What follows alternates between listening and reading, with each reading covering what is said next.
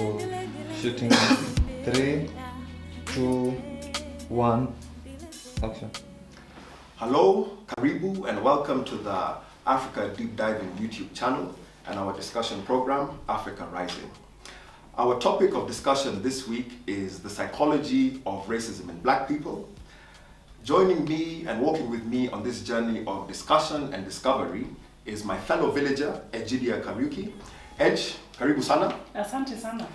Would you like to tell us a few words about yourself? Yeah, so yes, as I'm a fellow villager, just as you've said, I'm very excited to do this journey with you on the psychology of racism.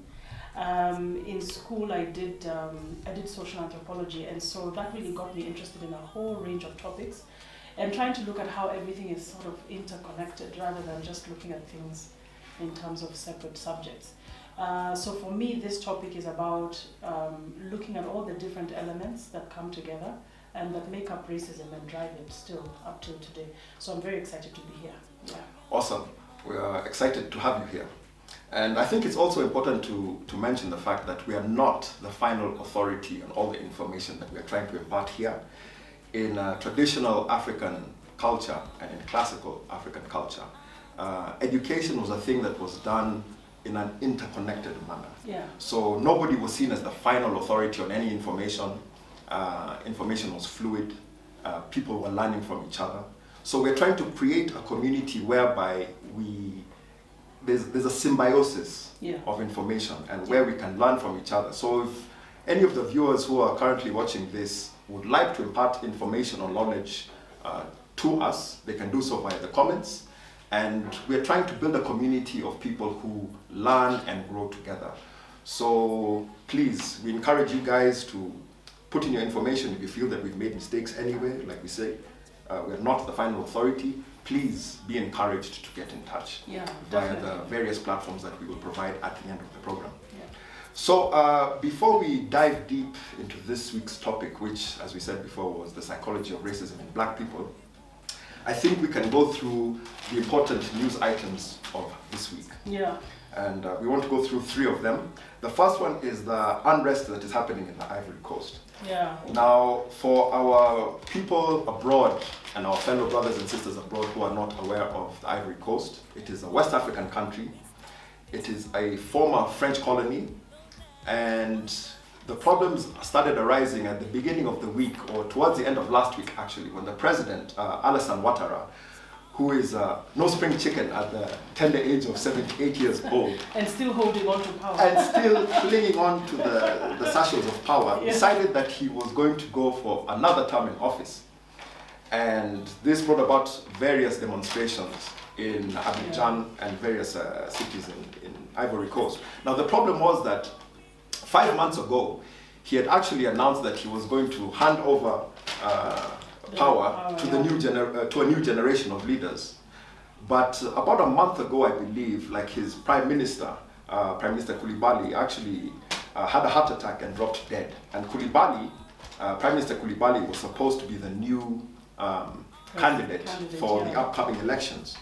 So Ouattara did an about turn and an about face, which is very common in African countries, sadly. And this sparked the violence that is currently ongoing. Yeah. And do you have any thoughts on that situation? No, I mean, it's so, sometimes it's typical of African countries to get back to this state, which is worrying because in 2020, really, sincerely, we should have at least gotten our political systems working. If you look at the average age of our countries, if you like, these new nations that, and we're going to talk a little bit about independence, these countries that have been independent for over 50 years, going on to 60 years, and we're still getting it quite wrong in terms of the way we govern ourselves. So I think it's quite sad that he's holding on to power, but I'm sure there's a reason for that. And I think we'll cover it again as we talk about the psychology of racism. We will definitely touch upon that. I think it's important to mention also that so far, as of the last time I checked, 4 people have died, 58 people have been arrested, and there have been reports that police reportedly allowed people roaming around the streets with machetes and clubs to beat those guys who are protesting against the president. Yeah. And just to give a bit of background, Ouattara, the current president, is probably the establishment's choice because what happened in 2010 was they had disputed elections with the prior president, Laurent Gbagbo, who had a history even in colonial times of insurgency and going against the colonial powers. But and the colonial powers here being France. The colonial powers being so France. Ouattara is a French, it's the French prop. Yeah, so Ouattara is the French prop. So this is their man in position. Yeah. And so when Ouattara came to power, he took Gbagbo's place. Gbagbo had been arrested for a while, but I think the ICC, the criminal court, dropped all charges against him. I think it was like last year or 2 years ago. Yeah. So he had no case to answer eventually. So that is why there hasn't been much condemnation of this violence, because the Western powers and France in particular are vested. Are vested. Yeah. They have a vested interest in this. It's all part of their system. Yes. Yeah, it's all part of their system. Exactly, the strongman system, which they have implemented since time immemorial, since the so-called independence movements. Okay, so let's move on to the second news item, which is the Mali coup. So in Mali now you have the president, they call him IBK, Ibrahim Boubacar Keita, and he was arrested by the military on Tuesday. So what happened was the military came in. Their complaints were that President Keita hadn't been dealing with the problem of Al-Shabaab and Islamic extremists. I think it was last year or a couple of years ago when they destroyed some historical artifacts in Mali. Yeah, I remember that. And so they complained about the fact that he hasn't dealt with the problem of extremism. Yeah. And also the usual elephant in the room, not even the elephant in the room, the corruption problem. So President Keita was arrested by the army on Tuesday, along with the finance minister actually, I believe. And Keita came out yesterday, which was Wednesday, and stated that he didn't want any bloodshed, so he actually stepped down and dissolved parliament. And of course... Which that opens them up to a military takeover. And I think it's important to mention also for our brothers and sisters overseas who might not know that Mali is also a former French colony. Again. And Keita, once again, is a pro-establishment person. So what has happened is that the European Union and France have come out and strongly condemned these actions and termed it as an attempted coup. Whereas previously they hadn't said anything about Keita's very dodgy record in terms of dealing with corruption and the problem of extremism, which is a problem, not so ironically, that was created by Western powers anyway. Yeah, so it's interesting that these things are coming up after the CFA is being broken up, and therefore, in a way, the French economic control of these countries. And again, it's the system they've created where they need to interfere and keep their hands on the reins by creating some of this chaos. So it will be interesting to see how things unfold, but I don't think that this is purely just people trying to just change over government. I think there's a lot more that's in there that plays towards this system of racism and imperialism and colonialism, just the things that we're going to cover today. Yeah. Exactly, and I think it's also important to mention that ECOWAS, which is the Economic Community of West African States, has suspended Mali's powers of decision-making and is also calling for sanctions for Mali. And these kind of economic bodies that populate African regions are very impotent. Yes, yeah. And also have the backing of Western powers. So they've called for those actions to be taken. And these problems have actually been festering in the background for a while, because a few months ago Mali had parliamentary elections, and mysteriously the opposition leader was kidnapped. 3 days. He disappeared 3 days before the elections were actually supposed to be held. Yeah. And so the unrest has been bubbling under the surface for a while in Mali. Yeah. So, like I said, we have to see what steps the military decide to take. They announced yesterday that they will call upon a civilian government to form the next government. Yeah. But as is often the case with these kind of actions, it's very hard to tell, because once the military have that taste of power, they might not come off. They might not come off it. And yet we're in 2020. And yet we're in 2020. The same things coming up that were there in the 60s and 70s, especially in West African nations. We are back to that. We're back to that, again, yeah. So our third news item of the week comes from Angola, and it is the jailing of the ex-president's son, who is called José Filomeno dos Santos. Which is so strange. I was Yes. sharing with you that they didn't get the daughter, who's actually the richest. Yes, the daughter is called Isabel dos And has been Santos facing a lot of accusations of corruption for and a very long time. by the way. benefiting from her father's presidency. Absolutely, for a very long time. That's his half-sister actually, and she's called Isabel dos Santos. And I think she was listed by Forbes magazine as the richest woman in Africa. Wow. Of course, that was through embezzled funds. Now, Allegedly. allegedly, embezzled yes, funds. we have to we have to make that very clear. Now, José Filomeno dos Santos is 42 years old. He was jailed for 5 years for embezzling funds from the Sovereign Wealth Fund in Angola. And this is the first case of one of the family members of the former president being prosecuted and jailed for corruption. And the current president is called João Lourenço, and he came to power in 2017 on a ticket of anti-corruption.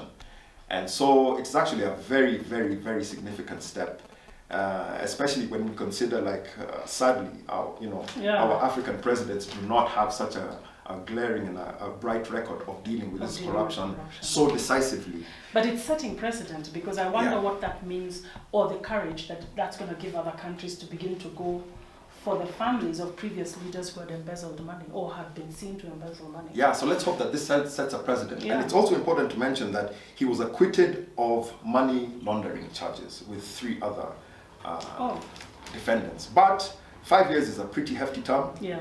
And for those brothers and sisters who are not aware of Angola, it is a Southern African country. It's a former Portuguese colony. Very oil rich. Very oil rich, very mineral rich. And what has happened in Angola? Angola had a civil war for about 27 years, between 1975 and 2002. And although it's very oil rich and mineral rich, that wealth has only seen itself stay in the higher echelons of society. So none of it has trickled down.